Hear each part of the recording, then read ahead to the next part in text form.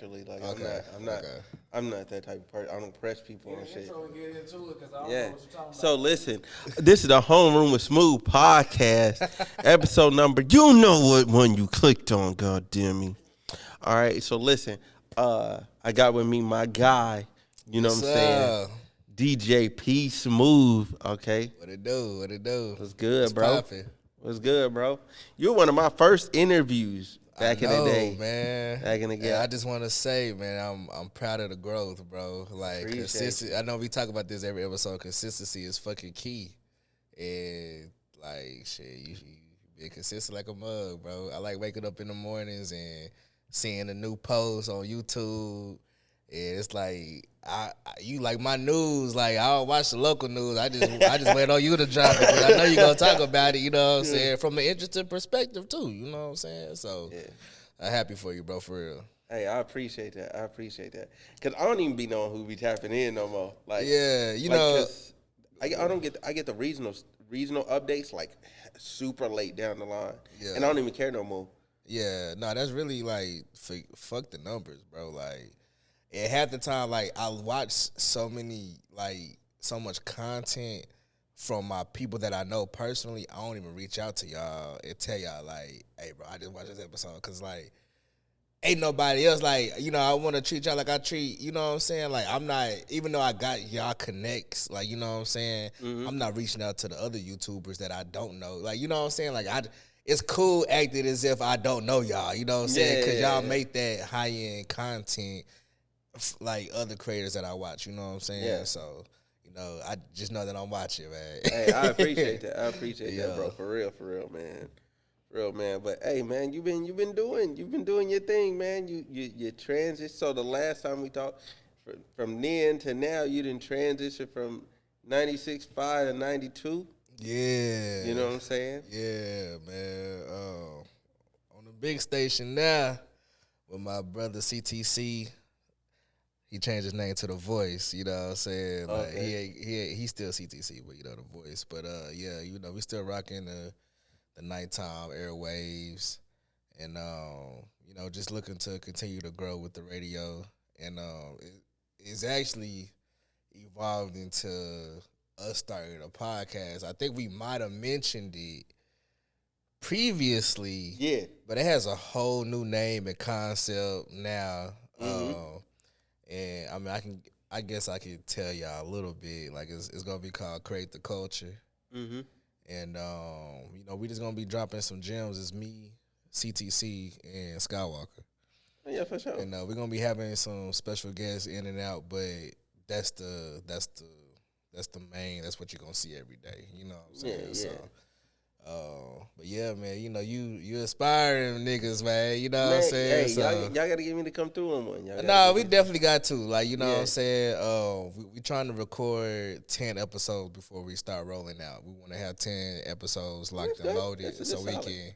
Yeah, that's a good solid. You know that's what I'm a good solid saying? number, Be consistent, you know what I'm saying? We don't want to, solid. you know what I'm saying, start recording and then drop an episode that we got to wait 2-3 weeks to record. Because if y'all don't know, like, this shit expensive as hell. Like, this shit is very expensive. So, like, you know, consistency sometimes doesn't fall on a person's motivation to do it. Sometimes it falls on the financial ability to be consistent as well. Yeah. So, you know, I just respect what you and the other content creators and podcasters got going because we spending some money.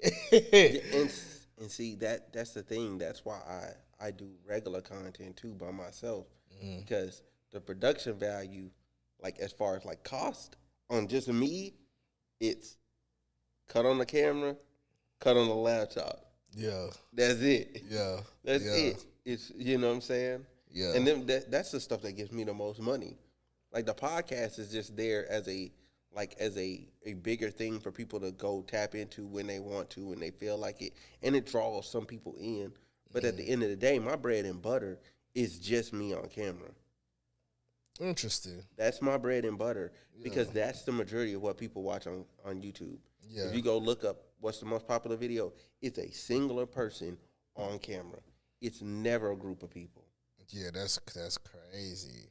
Because even the way the shorts, like, because we was kind of doing some studies on like what we see visually as a consumer, and it's like, yeah, the main podcast, it does have like the wide angles and stuff like that, but what you see first, you don't see the link to the full video.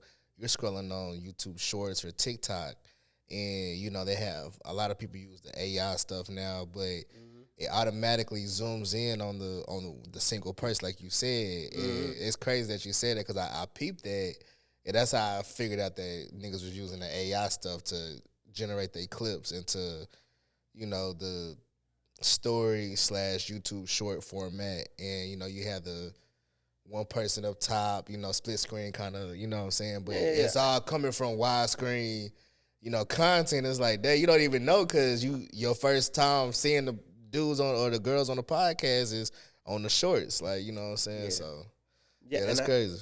I do the same thing. I use the AI thing now. The part that's making me mad now is I'm paying for it and I don't use it as much as I should.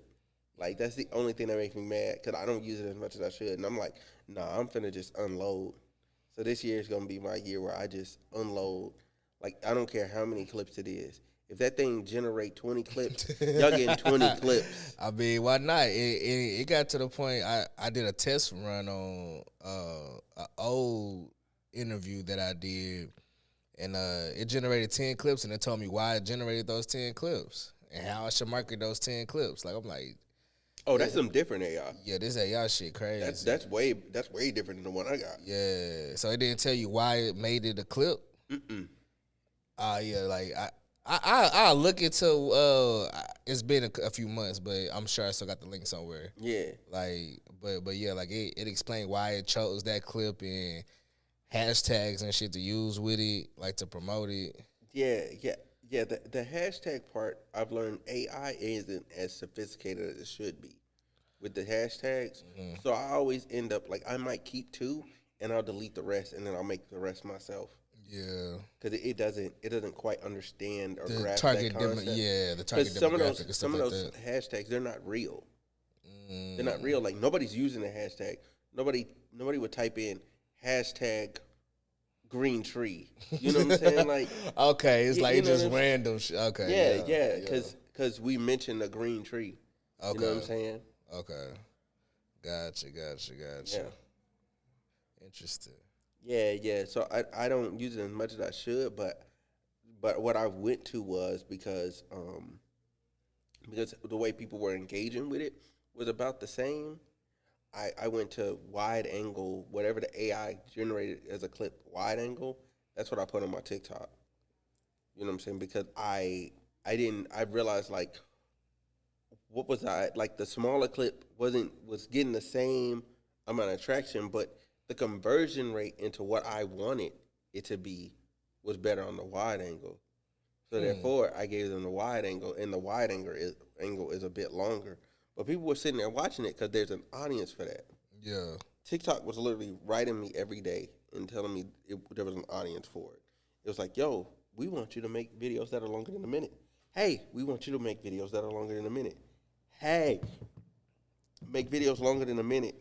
That's crazy. I got to tap into TikTok, TikTok told me what to do. So then every now and then I'll do that, but then I still do me. And me is what gets me, like, crazy amount of views. Like, that first time I got 2 mil on TikTok, it's just me talking about some tweets. It's nothing different than everything I've done up until then. But for some reason, that went. And I said, well, yeah. And then when I do content, I'll put out the clips, podcast clips. They get the same number they always get. You know what I'm saying? A little bit higher now because I got more followers. Yeah. That's about it. All consistent. It's all super consistent. That's crazy. Then I go back to doing my own thing.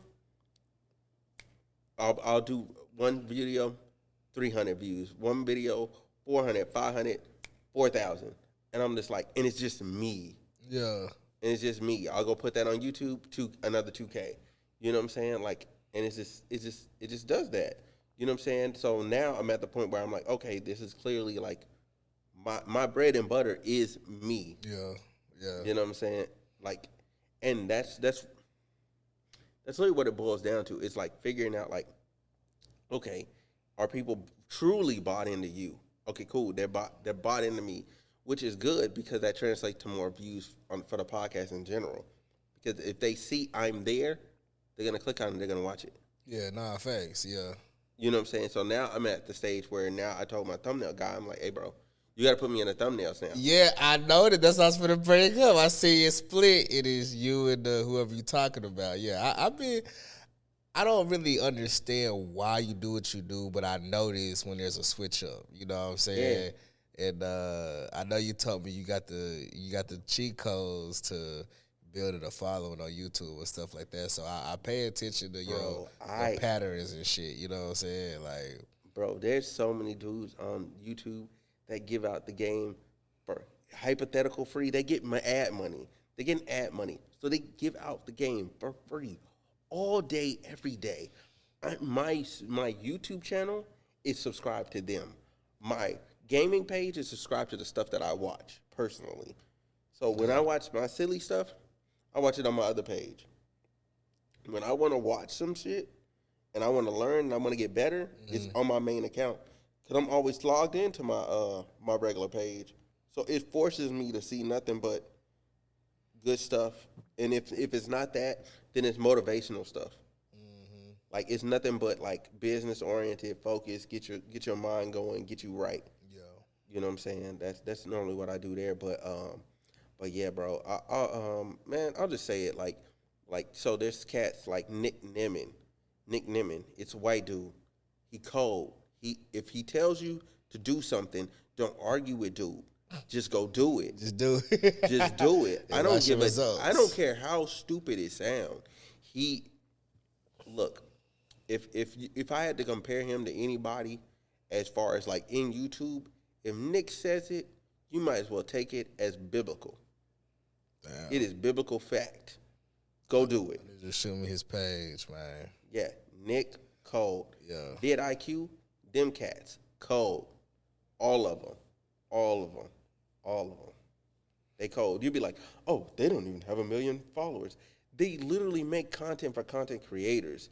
They're not supposed to have 1 million followers because there's not 1 million content creators that are serious. Hey, that's a good point. And that should let you know how detrimental it is to know your target demographic. You gotta know that. Like, you gotta know that. Yeah, you gotta know your target demo, man. So with you though, like, you know what I'm saying, what have you found like is your target demo for when you're like DJing? Like what's your demo like that you resonate with best when you're DJing? Man, so you know I'm a pretty versatile DJ. Yeah. But where I found myself like just really enjoying the full spectrum of DJing is really with older crowds. Like it's crazy. Like my age and older. Like between 30 and 60, really. Mm-hmm. You know, cause my mom, she just turned, she like 54. Mm-hmm. So I just always think about the stuff that she had me listening to. But my mom, she always was hip. So like, you know, she was letting me bump the Master P cassette tape, you know, the No Limit, you know what I'm saying? Like I'm say, like I wasn't supposed to be knowing all the lyrics and shit, but she was very in tune with what was going on. Mm-hmm. But you know, playing like open format as far as not necessarily top 40, but like when I got a wide range of songs I could hit on. Mm-hmm. So like, you know, crowds that's 30 plus, you got all the, you know, you can play all the early 2000s. You can play the 90s, you know what I'm saying, 80s, and even 70s, you know what I'm saying? So here recently, I've been getting a lot of gigs where I'm DJing for older crowds, and, you know, it makes me get into my bag because it's like, I grew up listening to old school all the time, but it's different when, like, now I have to listen with a purpose. Like, now I'm listening at the music like how can I use this as a tool? Mm-hmm. Like how can I blend this with this? What words, like what words I can use, wordplay transitions and stuff like that. So it's like I'm listening to the same songs I've been listening to, but with a different type of ear, and it's making the music a lot more like fun for me now. You know, because I'm like, dang, how can I use this? How can I twist this up, switch this up? Oh, this will go crazy. Like if I take these vocals on this beat, like it'll go crazy. So that's kind of. I hope I'm answering your question. Like Yeah. And I've been dabbling in Afro beats a lot too. Last year, well, 2022, I did a lot of traveling overseas and you know with gigs and stuff, and that kind of opened my mind to really enjoy that Afro beat and then like that Caribbean music, that reggaeton. Like I was in Puerto Rico too, and didn't even know Bad Bunny was from Puerto Rico, bro. Bad Bunny is like the gospel out there. Like, come on. So like, so just being there, it's almost like going to Atlanta and really feeling how much of a chokehold certain artists from Atlanta has, like Lil Baby or like the Migos. You know they're big artists, but like when you go to Atlanta, you feel like what chokehold they have. Like hell, we did Houston Summer Jam, and seeing Beat King. Like I've seen Beat King perform Arkansas all the time, and yeah, his shows be lit. But watching him perform in Houston, was fucking crazy. Oh yeah, them girls. Like you would have thought he was a headliner. The headliner was actually City Girls. Oh, that's crazy. Yes, they had a tough act to follow. This nigga had Houston, like he has Houston on a chokehold. So like being in Puerto Rico and really feeling like hearing nothing but Bad Bunny, like I'm like, okay, I see why he's Drake. Probably bigger than Drake, honestly. Yeah, if like, you count that Latin market, it's crazy. Like definitely. But that's why Drake is making music with the nigga. You know what I'm saying? Like, but yeah, like just getting into that international realm of music, because people here, like that older crowd, always when I start bringing that shit in, I'll be like, you know, shout out to everybody that got their passports. You know what I'm saying? And now it's like everybody feels like having a passport is. Like it make you feel like you just once you got to step over a nigga a little bit. You know what I'm saying? I don't know why I make you feel that way, but it do. You know what I'm saying? I understand that. And I actually don't have mine. How you don't have one? Because I've never needed that. Yeah, you know. Okay, that's what I was for to ask. Like, did you ever need one though? Like, no. Okay. Because if they say I'm going, say I was going over there, I'm going. Like, yeah, we finna argue with them. Yeah, right.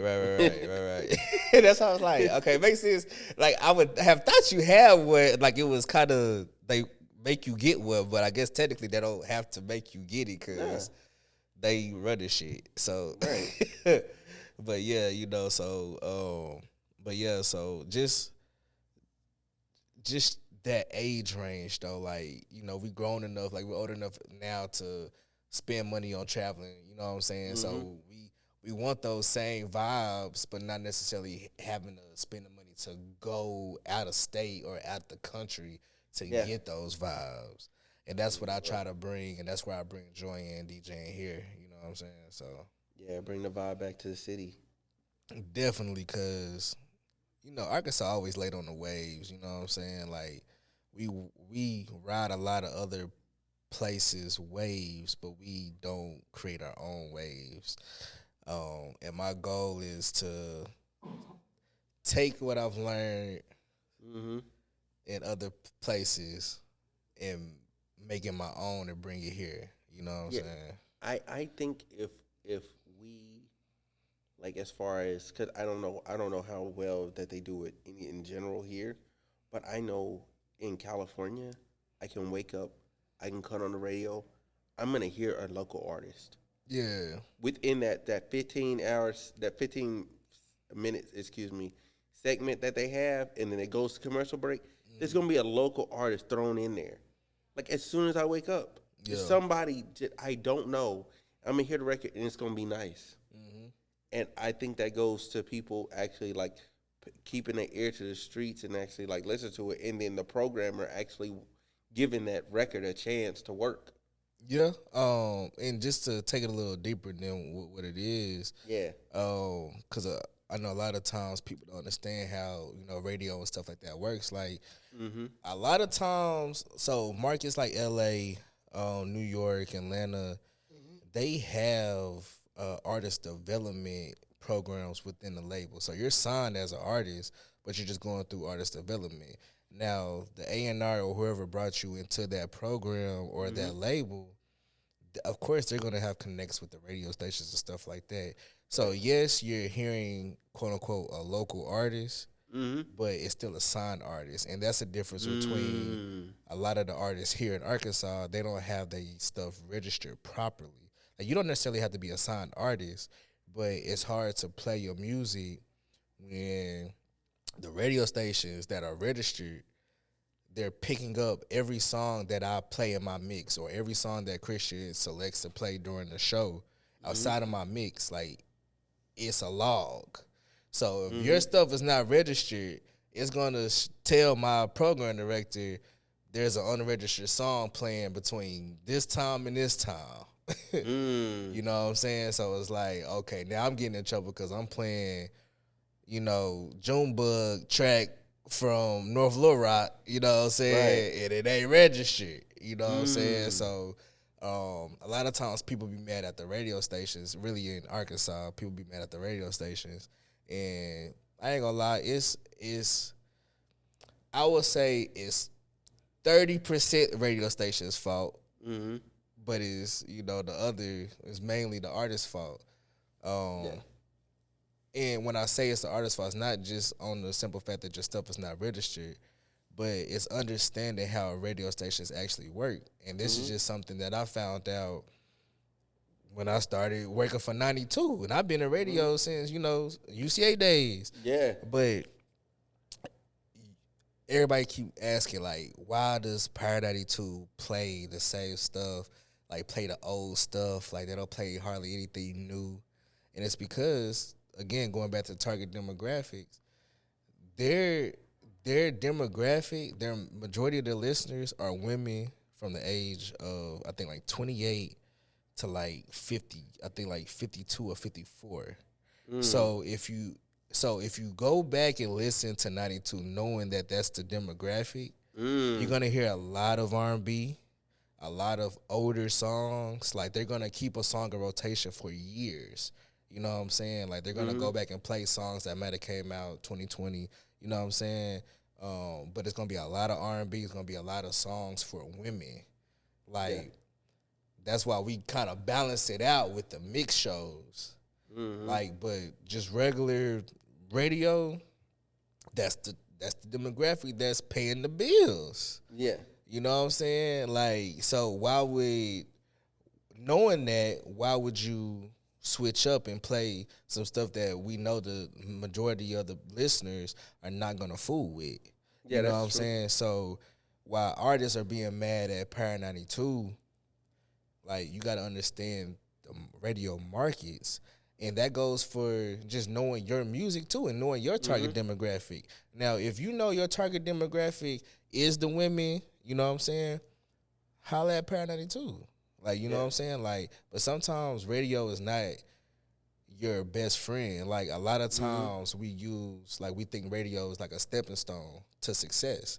Right. It's like, oh yeah, my song on the radio. Like, this ain't the 90s no more.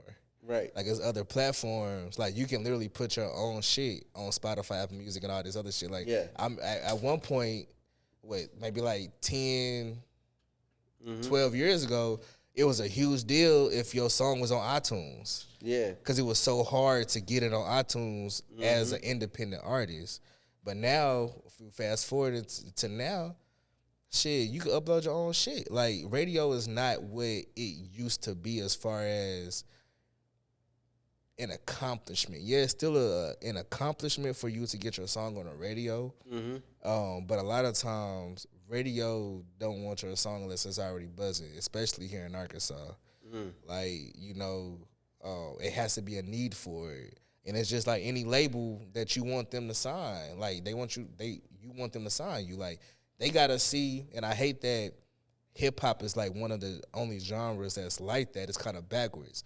Like you have to already be kind of an accomplished artist to even be recognized. But any other genre, they can pick you up right off the street and turn you into a artist. You know what? You want to know why though? Like, cause see, with R&B, it's more about your voice, like and how you sound. If you have the intangibles in R&B, you're pretty much already there. They just gotta give you words to say.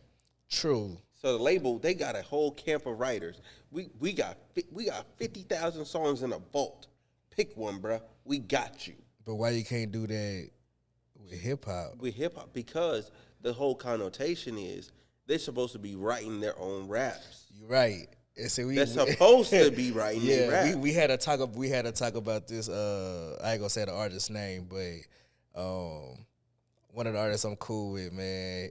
We kind of had to talk about this. He had just moved back from Atlanta, and he was like, man, I used to be that person that was, man, I'm right. I ain't let a nigga write my shit. Like, you know what I'm saying? But he went out to Atlanta. He was living in Atlanta for 2-3 years. And you saw this is how these niggas is producing so many tracks very quickly because they're not the ones that's writing they shit. Like, they're writing most of it. But, like, bro, you're literally battling machines. Like, what we see, we're not seeing the full spectrum of what's going on. Yeah. Like, we're literally seeing what they want us to see.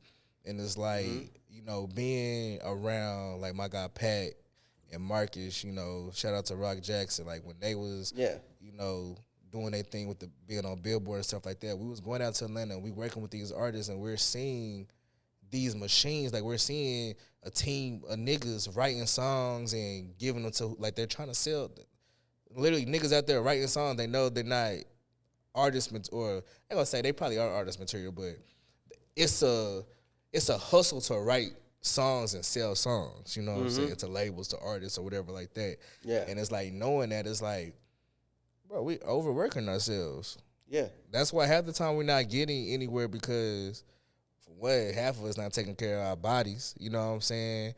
Like you're literally trying to outperform 10 niggas as one person. Yeah. Like. That's why we always tell, like, when Scott does his like his seminars and stuff like that, like, one of the things that we talk about is having a well-oiled machine as a team. Like, you need a team. Like, you think you finna be out here competing with these niggas that you see on TV. Right. And it's like, nah, you're not competing with one nigga that you see. Like, you're literally competing 10 plus, if not the whole label. Yeah. Like, and I could go on about that, but get you a team, like a solid team, and know and understand the individual roles that need to be played. Like, that's another topic where niggas' egos get into a way of a lot of things, like a lot of people's success. Bro. Like, I understand it. Because even when you look at content creators, right? There's a dude that's the face of that channel, right? He got a friend that's all the skit ideas. All the skit ideas are him. But he understands his role, and he's just there to get a check. Come on. He gets cut the check. Because there's literally content creator houses. Like, they asked me to move into one. I almost did it, but I'm like, I'm not finna be, like, slaving, busting my ass for somebody else. Like, I don't give a damn how much money it was. Like, I just wasn't. Like, that just wasn't something I was into because I just didn't. I didn't want to live with 5 different niggas. Like, I didn't want to live with them. Like, I didn't know what they was on. Like, you know what I'm saying? I wasn't with it. But at the same time, like, that's what people do. You know what I'm saying? And that's how a lot of them people, like, if you realize you go look back on, like, some of your favorite creators, you go look back at their early stuff, you see them with a group of people.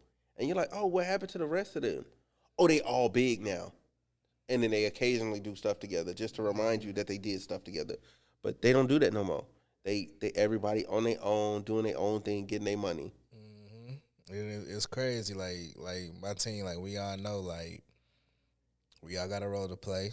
We whichever role pops first, we got to make sure that the rest of the team is straight. You know what I'm saying? Like, because everybody's role is important. It doesn't matter who is, quote unquote, the face, because that could rotate at any given moment. Yep. You know what I'm saying? Like, it was a time where everybody was pushing me. You know what I'm saying? Then it was a time where CTC had it. Then, like I said, like I mentioned earlier, it was a time where it was Pat and Marcus. Yeah. Like, y'all niggas on Billboard, whatever y'all niggas need us to do, that's what we own. Like, because when you got everybody that's trying to be the face at the same time, who's doing this over here? That needs to be done. Like, who's handling this over here? And it's like, okay, cool. What is everybody's strengths? What is everybody's weaknesses? Yeah. Let's vocalize that shit so everybody know. And that's where a lot of times niggas don't want to put that mirror up. You know what I'm saying? Yeah. And be like, okay, cool. I'm not really good at this. And it's okay to, like, especially as men, like, we don't like to talk about our weaknesses physically or mentally. Yeah. You know what I'm saying? And sometimes you realize your strengths by pointing out your weaknesses. Facts. And sometimes you just got to have some real niggas around you. And when I say niggas, I mean women and men as well. You know what I'm saying? Yeah. Like, and just have those tough conversations about what needs to be done and can you do it or not. Facts. Like, just straight up. Yeah, because, oh man, because even with that, like, there's roles, like background roles, that I'm okay with playing. Like, and I tell people that, like, if they bring me something and it's like, hey, can you do X, Y, Z? I'm like, cool, but you got to understand, like, I'm doing this other thing. You know what I'm saying? So, like, I'm still going to be fooling with you. I'm going to do this thing, but this is my thing, and I have to do this. And then on the flip side of that, it's if you're not willing to play a background role for somebody, okay, cool. Are you willing to go put in the work necessary to be that dude? Yeah. You know what I'm saying? Because, like, you watch my early stuff, like, versus my early stuff versus now, it's night and day. No, facts, yeah. Yeah, it's night and day now. Like, before, like, that was terrible. But I leave it up there because I don't care. You could just see my growth. You can just see my growth, and you'll know, oh, that's an early video when he was just getting started. Yeah, no, facts. You know what I'm saying? Oh, this camera quality sucks. Oh, he didn't have no money for the camera yet. Yeah. You know what I'm saying? His budget wasn't right. Yeah, but see, people appreciate watching the growth, though. Yeah. You know what I'm saying? But going back to the person that, doesn't necessarily want to play a certain role, it's like, okay, if you don't want to play this role, don't expect to get shit out of me. You know what I'm saying? Like, right. It's like, why would I have a problem with helping you do whatever you want to do? Like, say, Smooth, you ask me, hey, bro, I need you to set up the microphones for me. Every show, bro, I need you to set up the microphones. Why would I be mad? Like, why would I be mad if I know you're going to take care of me? You know what I'm saying? So when niggas have a problem with playing a certain role on a team, I really feel like it's more to it than just that. I feel like it comes from, like, insecurities and not really believing in the person that you playing the role for. You know what I'm saying? Damn. Like, yeah, like, it's like, cause I ain't even gonna talk about past experiences with people and with past teams and shit, but, like, for real, like, if you have a hard time sacrificing for a person that may not even be asking you to sacrifice shit, but if you know that a certain sacrifice that you can make can put the team ahead, why would you not sacrifice that shit? That's a real good point. So either you don't believe in the dream, or you don't believe in yourself, or you don't believe in the team. Yeah. But either way, all three of those you got to believe in. Like, you know what I'm saying? Like, and that's part of the reason why I told you what I told you earlier. Like, I believed in myself and where I was going and the situation I was in, I couldn't be in anymore. Like I had to get the fuck out, Yeah. and I was willing to sleep in my fucking car Yeah. in order to do that shit. Luckily, you know, Yeah. my niggas like I'm not finna let you sleep in your car, bro. Like, you know what I'm saying? But Yeah. that's how serious I believe in my shit, in my people shit. You know what Yeah. I'm saying? Like, even me getting this job now. Mm-hmm. Like, you know, at first I was looking at it as borderline failure because I've been, you know, I've been DJing full time and being my only source of income for like the past 5 years. Yeah. You know, so like going back getting a job, it was like, damn, like I feel like I'm kind of going backwards, but it's not. It's like, okay, a lot of the issues that we have internally, like when I say like we, I'm talking about my team, we're in Arkansas. It is hard for us to travel to where we need to go to meet the people that we need to meet. A lot of times, with me personally, I was just lacking financial stability. You know, like I was making enough money to live, but I wasn't making enough money to invest the way I should be investing. You know what I'm saying? You should never invest with the money that you need to live on. But that just show you how much I really believe in this shit because I spent my last dollar on this shit. You know what I'm saying? Facts. But why would I put myself in a fucked up situation like that when I know for a fact I can get a job? You know what I'm saying? That's going to work with whatever schedule I need to, you know what I'm saying? And so I had to really like pray about it and just really sit down and think to myself this ain't failure. You know what I'm saying? Like, this is gonna help me in these areas. Right. And this is how I gotta milk this motherfucker. Cause Stepping stone. yeah, you know what I'm saying? And I ain't gonna lie, it's one of the best decisions I've made in 2023. Like, for real. Damn. So No, I feel that. I feel that, man. Cause that's the same reason why I keep my job that I have now, is cause it just allows me to like still do my thing. Like I have enough. I get enough off time to do my thing, and I have enough. Like if I wanted to go to the doctor right now, I can go to the doctor. I got my healthcare is good. You know what I'm saying? Like I know my checks are always coming. I know like what I got to do when I walk in the building. Like everything's straight, and everybody knows what I do, so they know like if I'm like, oh, I need to do this, da da da da, I'm gonna get the time off.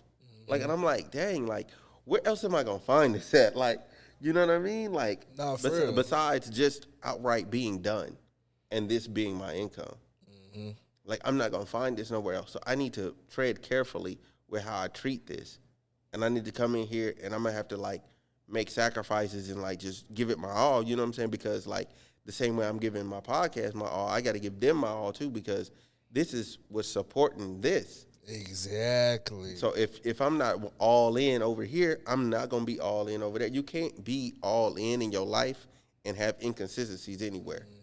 Like you got to be 100% everywhere, and it sucks. It's tiring. Yeah. There's numerous nights because I made it a point like I was like, oh, I'm gonna drop a video a day for the rest of the year. Like I think I started in like June or July because I was like, man, I want to get over a certain like I forgot what my subscriber number I wanted to get to, but I was like, this is my number. I'm gonna get to it. So I'm dropping every day, and by the time I hit my number, going every day was such a part of my life. I didn't stop. So that's why you were able to wake up every morning. You were saying like you were seeing me because I was just like, I'm going. Like no matter what, I don't care whether it's a short, whether it's a full video, whatever it is, I'm dropping something. Like I'm not missing a single day. That's why New Year's Day there was still a video. New Year's Eve there was video. Today on the 2nd there was a video. Like cause I'm just locked in. It's my lifestyle. But at the same time, I realized like, okay, like now I'm at the point of self-reflection. I'm like, okay, I got here, but what did I lose? What did I lose to get here? Like, okay, was that worth it? Was that worth the sacrifice? Was that worth the time? You know, and I'll still say yeah. I'll still say yeah. Yeah, because this is something that you really want to do.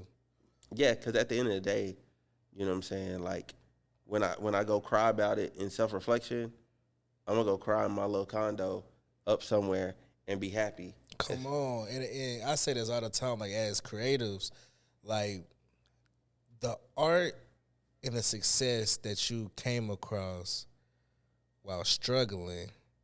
Just imagine what the fuck you can create when you have a peace of mind and you ain't gotta worry about this particular piece of art, whatever type of art it is. It has to make some money. It has to make money. So then you get to a point where you're over critiquing yourself, and it's like, damn, what the fuck? Like, I need this to make this. Like, it's like, but now you could just make art because you want to make the art. Facts. You know what I'm saying? And that's some of the best art. Like the struggle art, you always gonna find like beauty in the struggle, like my nigga Cole said. Like you always gonna find that shit. You know what I'm saying? And it's always gonna bring you back to a humbling space. You know what I'm saying? Facts. But at the same time, like, you can only struggle for so long before it gets mentally tiring and physically too. You know what I'm saying? Yeah. And we all doing this to I know me, like, shit, my main goal is to become financially free. You know what I'm saying? Facts. Like, yeah, I love what I do, and I would probably do it for free. Like, hell, the whole first year of me DJing, I was DJing for free. Yeah. But it's like at the end of the day, like when you know niggas is making millions off this shit, like why would you not strive for that shit? You know what I'm saying? Like, but yeah, that's a whole nother episode right there. Man, you know what's crazy though? You know what I'm saying? And I don't know about here, but like, man, cause you could just, you have the DJ skills in general. Like you can DJ just period. Man, like, man, if you get in the EDM circuit, nigga, you would be so fucking breaded, bro. Man, you know. So fucking bread. No, not. Yeah, I know. Afro beats, F rap, R&B, like nothing pays like EDM. I know. You know, it's crazy. Like I was trying to do some market research and just not just like market research, but like just researching, you know, just DJing, and it sucks to me. The genre of music that created DJs does not pay the most at all. Like it's so crazy, but just know 2024, y'all finna see the full spectrum of me DJing. Like I've been tapping into some EDM and some other shit. Like you know what I'm saying. I really been on that shit since probably like 2021. Yeah. Cause when I used to DJ at Cannibal before the niggas got a hold of Cannibal, I kind of had to play that type of shit, and you know, it kind of opened my eyes. Like, damn, like, cause that crowd, they really appreciate the artistry of DJing. Yeah, like, and we have an advantage. When I say we, like black people, we have an advantage of knowing hip hop and just knowing, you know, just having, you know, internal rhythms and shit. Yeah. So like we can mix whatever the fuck we want to mix together. So of course everybody loves hip hop. So when you can feed it to them, you know, whereas, you know what I'm saying, you know what I'm saying, like they go fuck with you, like, oh my God, you know what I'm saying? Like, and I'm seeing these reactions and feeling the energy, just like, okay. And just me, you know, trying to get into this content creation, like, people don't understand, like, when it comes to DJing, like, you can be a good DJ, like, in a party, club, event, whatever. Content DJing is something totally different. Like, it's something totally different. And I've been watching my guy, DJ Does It All out of Dallas. And he's been very inspiring for me to start creating DJ content. And it's like, now he's a cold ass DJ live at an event as well. But his content, I've been studying this nigga for the past year or so, and it's like, it's different, bro. Like I be recording my content at Christian crib, and he'll tell you, like, I'll go through like 3 or 4 different mixes, and I'll be like, man, this shit ain't it, cause it ain't. Not necessarily it ain't how Does It All does it, but it's like that's the level, like this nigga cold as fuck. Yeah. So it's like I'm trying to get to this level, and the mixes I was doing just wasn't on that type of, like, I feel like it wasn't up to par, you know what I'm saying? And but everybody's been trying to create the same. Like here, like in the South, like a lot of DJs they just focus on the hip hop and you know it's too saturated. Yeah. So I've been repping Fort Smith. I'm a Fort Smith rapper. You know what I'm saying? Mm-hmm. Fort Smith has allowed me to grow up listening to all sorts of music. So Yeah. I've been trying to be a little bit more self-aware and allow my experiences Mm-hmm. to help me with, to set myself apart from these other DJs. You know what I'm saying? Because I grew up listening to a lot of quote unquote white music. You know what I'm saying? Yeah. So, I know I got it in me. So 2024, the content I dropped, it was kind of like a test run. Mm-hmm. I'm getting a lot of great feedback and stuff like that. But now I know I'm just finna flip the switch and like really stand out and enter a different market that I haven't even tapped into yet. So yeah, make sure you put those videos on TikTok, bro. yeah, man, I was trying to dabble in TikTok and I realized that I have to do crazy ass mixes. That's what led me to this realization. Like Mm-hmm. the music be getting flagged. Like when I be doing like smooth blends, like it pick up the song, like, you know what I'm saying? It's like, okay, this song registered, blah, blah, blah, blah, blah.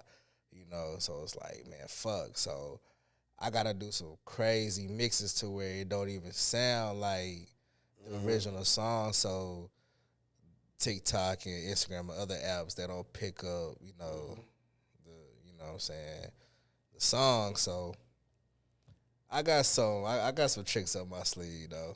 I got some tricks up my sleeve. You gonna be like, damn, you told me. Hey, for sure, man. And I look real. forward to that. I look forward to that, man. So, what's the message you want to leave the people with, my bruh, my guy? Man, I've been living off this mantra for the past 6 months, man. No more favors. Like, do what's best for you. Don't feel like you gotta do anybody a motherfucking favor, especially if you don't feel like the favor is gonna be returned. You know what I'm saying? Like, do what you gotta do. Don't ask no questions. Like, just keep it pushing. Mm-hmm. Like, for real, that's what I've been on. Like, I feel that, man. So, listen, man. I need y'all to still do me a favor and make sure you clicked that like button at this point in the video. I need you to go ahead and subscribe. yeah. And make sure y'all tap in with DJ PSmooth over there on Instagram. And Instagram, where else you at, bro? Man, you can follow me on Instagram, Facebook, website. Probably be up by the time this episode drop. Yeah. So you can really just go to the website at thedjpsmooth.com. I have some merch up. All my events will be there as well. Anything that my team got going on, that'll be kind of like the centralized hub. Anything I'm attached to will be right there on that website. Facts. All right, y'all. Appreciate y'all. We up out of here. Peace.